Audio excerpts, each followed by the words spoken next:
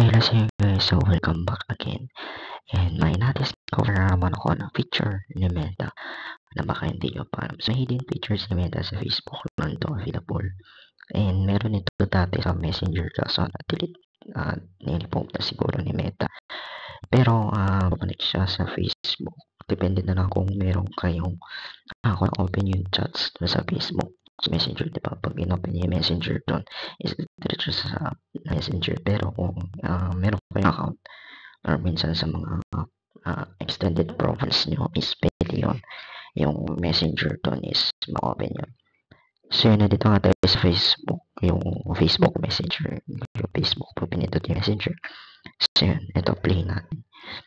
So pag nag-swipe right kayo dyan is ma-open yung hidden feature which is yung hidden settings. So yun, nandyan yung more and then mute and archive. So pagka swipe right yung certain chat. So yun lang guys, and yan yung ako feature ni Meta which is yung hidden feature. So kung alam niyo na yan, pwede nyo skip yung video, pero pagka hindi pa, panoorin nyo hanggang dulo. So yun lang guys, and thanks for watching.